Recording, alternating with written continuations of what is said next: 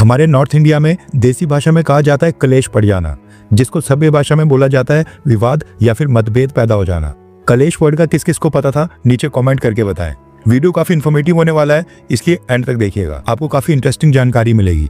Latest news निकल कर आ रही है ब्राजील से, जहां पर ब्रिक्स समिट के लिए सभी सदस्य देश इकट्ठा हुए थे और वहां पर ब्रिक्स देशों के बीच एक कलेश पड़ गया है, जो है यूनाइटेड नेशन सिक्योरिटी काउंसिल में वीटो पावर को लेकर।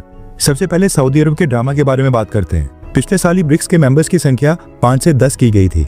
इजिप्ट, इथियोपिया, ईरान, सऊदी अरब और यूनाइटेड अरब एमिरेट यानी कि यूएई को फुल मेंबर बनाया गया था, लेकिन सऊदी अरब ने आज तक ब्रिक्स की फुल मेंबरशिप को एक्सेप्ट करके साइन नहीं किया है।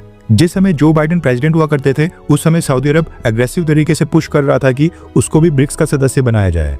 लेकिन जब सऊदी अरब का कैंडिडेचर एक्सेप्ट किया गया तो सऊदी अरब ने आज तक इसलिए ज्वाइन नहीं किया क्योंकि सऊदी अरब अब अमेरिका और प्रेसिडेंट डोनाल्ड ट्रंप को नाराज नहीं करना चाहता है। इसी रीजन से पिछले साल से ही ब्रिक्स के देशों की जो भी मीटिंग हो रही है उसमें सऊदी अरब बस ऑब्जर्वर के तौर के ऊपर शामिल होता है। अब क्योंकि सऊदी अरब ने ज्वाइन नहीं किया था, 5 में से केवल 4 देशों ने ज्वाइन किया, इसलिए ब्रिक्स की ऑफिशियल स्ट्रेंथ 9 मेंबर्स की थी। लेकिन इस साल ब्राजील में जो ब्रिक्स समिट हुआ है, वहां पर सभी देशों ने इंडोनेशिया के कैंडिडेचर को एक्सेप्ट कर लिया है और इंडोनेशिया अब इस साल ब्रिक्स का 10वां मेंबर बन गया है। यानी ब्रिक्स में वापस से 10 देश हो गए हैं। सऊदी अरब की गवर्नमेंट का जो ऑफिशियल स्टैंड है वो ये कहता है कि हम अभी भी असेसमेंट कर रहे हैं कि ब्रिक्स को ज्वाइन करने की क्या क्या इम्प्लीकेशंस होंगी, इसलिए उनको फैसला करते समय लग रहा है। अब पॉइंट ये है कि क्या सऊदी अरब को ऑब्जर्वर के तौर के ऊपर भी मीटिंग्स अटेंड करने देना, क्या ये सही है या फिर गलत। अब इसके बाद बात करते हैं उस कलेश के बारे में जो सिक्योरिटी काउंसिल में परमानेंट मेंबरशिप और वीटो पावर को लेकर पैदा हुआ है। अब क्योंकि ब्राजील में ब्रिक्स का एनुअल समिट हो रहा था, तो ऑब्वियस है कि एक ज्वाइंट स्टेटमेंट भी आएगी, जो सभी 10 सदस्य देशों की एक यूनाइटेड स्टेटमेंट होनी थी। हर साल जो ब्रिक्स की ज्वाइंट स्टेटमेंट होती है, उसमें यूनाइटेड नेशन सिक्योरिटी काउंसिल में रिफॉर्म्स और भारत, ब्राजील और साउथ अफ्रीका की परमानेंट मेंबरशिप के बारे में भी हमेशा ही मेंशन किया जाता था।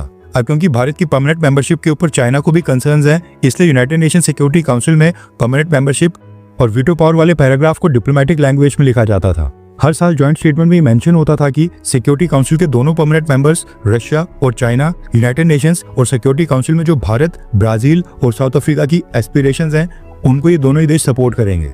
अब सेम चीज इस साल भी होनी थी और जॉइंट स्टेटमेंट में मेंशन किया जाना चाहिए था कि रशिया और चाइना के साथ साथ जो बाकी के नए मेंबर्स हैं, वो भारत, ब्राजील और साउथ अफ्रीका की एस्पिरेशंस को सपोर्ट करेंगे। लेकिन इस बार इसी चीज को लेकर ही ब्रिक्स कंट्रीज के बीच सहमति नहीं बन पाई, क्योंकि इस मीटिंग में 2 नए ब्रिक्स मेंबर देशों ने एक बहुत ही तगड़ा कलेश डाल दिया। हुआ ये कि इस मीटिंग में मिडिल ईस्ट से लेकर Iran Israel situation, bilateral trade, Donald Trump के टैरिफ्स, इंपोर्ट एक्सपोर्ट और कई सारे मुद्दों के ऊपर चर्चा हुई। इन सब पॉइंट्स के ऊपर तो सभी 10 देशों के बीच आपसी सहमति बन गई, लेकिन यूनाइटेड नेशन सिक्योरिटी काउंसिल में कौन सा नया देश जाएगा और ब्रिक्स के देश किसको सपोर्ट करेंगे, इस बात के ऊपर मीटिंग में कलेश टल गया। दरअसल पिछले 2-3 साल से जब ब्रिक्स संगठन को एक्सपैंड करके नए देशों को जोड़ने के लिए जब डिस्कशंस चल रही थी, उस समय भारत, ब्राजील और साउथ अफ्रीका ने नए देशों के सामने एक क्लियर कंडीशन रखी थी। भारत, ब्राजील और साउथ अफ्रीका ने कहा था कि यूनाइटेड नेशन सिक्योरिटी काउंसिल में रिफॉर्म्स और नए परमानेंट मेंबर्स को लेकर जब भी कोई रेजोल्यूशन आएगा, तो उसके लिए 5 नए देश भारत, ब्राजील और साउथ अफ्रीका के नाम का समर्थन करेंगे। यानी कि भारत, ब्राजील और साउथ अफ्रीका को परमानेंट मेंबर बनाए जाने के लिए सपोर्ट करेंगे, हमारे पक्ष में वोट करेंगे। पिछले साल ब्रिक्स में 4 नए देश जोड़े गए थे, Egypt, United Arab emirate, Iran और इथियोपिया।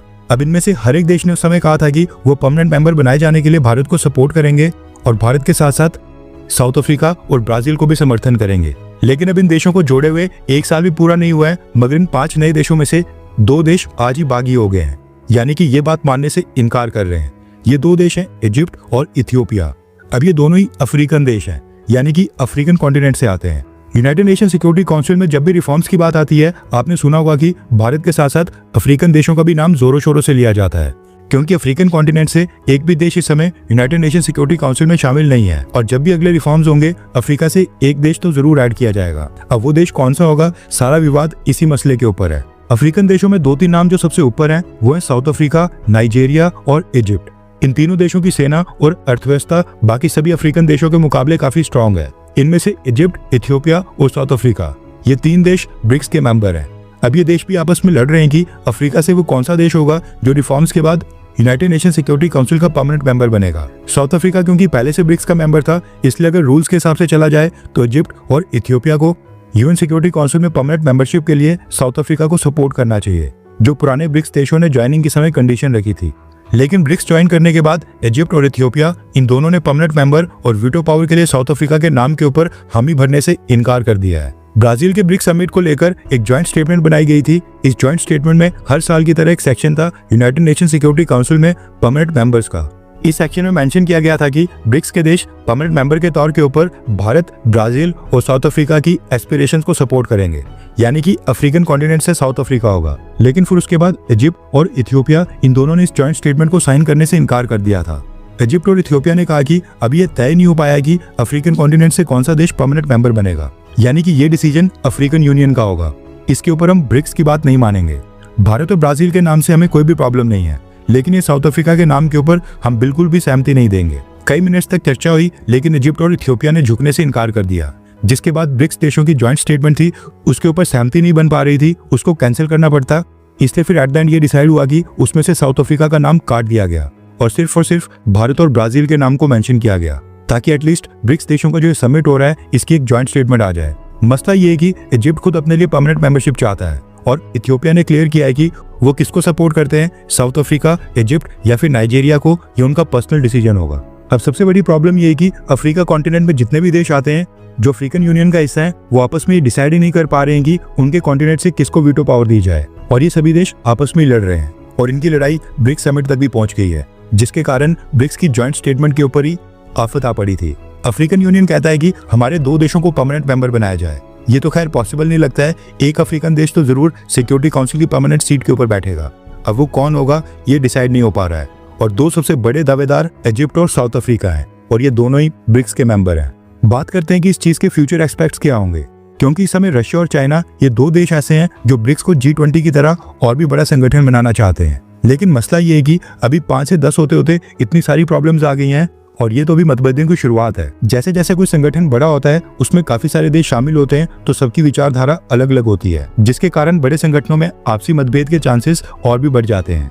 नो डाउट कि ब्रिक्स में और भी डेवलपिंग देशों को ऐड करने के काफी सारे फायदे मिलेंगे, लेकिन जब ज्यादा देश एक साथ आते हैं तो सबको एक ही चीज के ऊपर रेडी करना, खासकर पॉलिटिकल मुद्दों के ऊपर, ये थोड़ा मुश्किल हो जाता है। भारत का पर्सपेक्टिव देखा जाए तो भारत सरकार के लिए चैलेंजिंग ये है कि ब्रिक्स के अंदर ऐसे देश शामिल ना हो जाएं जो कल को भारत का ही विरोध करना स्टार्ट हो जाए। सेम आज जैसे इजिप्ट और इथियोपिया, ये दोनों देश ब्रिक्स का मेंबर बनने के बाद यूनाइटेड नेशन सिक्योरिटी काउंसिल में परमानेंट सीट के लिए साउथ अफ्रीका का विरोध करने लगे हैं। सेम इसी तरीके से ऐसा कोई देश ब्रिक्स में शामिल ना होना चाहिए जो कल को भारत को ही चैलेंज करे। जैसे आज टर्की ब्रिक्स को ज्वाइन करने के लिए काफी हाथ पैर मार रहा है, लेकिन ब्रिक्स को ज्वाइन करने के बाद टर्की भारत के लिए मुश्किलें खड़ी कर सकता है, कश्मीर को लेकर हमें लगातार टारगेट कर सकता है। सेम इसी तरीके से पाकिस्तान का ब्रिक्स मेंबर बनना भारत के लिए अच्छा नहीं होगा। खैर, आपको क्या लगता है कि क्या ब्रिक्स देशों की संख्या बढ़ाना और नए देश जोड़ना, क्या ये सही फैसला था, या फिर बस पुराने 5 देश ही होने चाहिए थे जिन्होंने ब्रिक्स को इतना बड़ा ताकतवर बना दिया था? नीचे कमेंट करके अपनी राय जरूर बताएं। हर 24 घंटे के अंदर जियोपॉलिटिक्स में बड़े फेरबदलाव और उलटफेर हो रहे हैं, और भारत के लिए नए चैलेंजेस आ रहे हैं। कोई देश अपने फैसले से पलट रहा है तो कोई देश ब्लैकमेलिंग के ऊपर उतर आया है। सभी देश एक दूसरे को नीचे लगाने की कोशिश कर रहे हैं। इन सब के बीच हमारा भारत किसी भी देश से पीछे न रह जाए, इसके लिए मोदी सरकार लगातार कोशिशें कर रही है। एंड भारत की foreign policy, defence news, economy और ग्लोबल अफेयर्स का सही एनालिसिस हमारे चैनल इंडियन अफेयर्स का मिशन है, और ये मिशन आपके सपोर्ट के बिना अधूरा है। इंडियन अफेयर्स हिंदी के ऊपर हम सभी फैक्ट्स और डेटा बिल्कुल सरल भाषा में एनालाइज करते हैं, बिना किसी एजेंडा के। अगर आप चाहते हैं कि इंडियन अफेयर्स का सही और ऑथेंटिक एनालिसिस आप तक लगातार पहुंचे, तो इस वीडियो को लाइक करें और हमारे चैनल इंडियन अफेयर्स को सब्सक्राइब करके बेल नोटिफिकेशन ऑन करना मत भूलिए। आपका एक लाइक हमारे चैनल को ग्रो करने में काफी मदद करेगा, और एक सब्सक्राइब ये सुनिश्चित करेगा कि आप किसी भी इंपॉर्टेंट अपडेट को मिस ना करें। अगर आपने हमारे चैनल को पहले से सब्सक्राइब किया है तो दिल से धन्यवाद। जय हिंद, वंदे मातरम।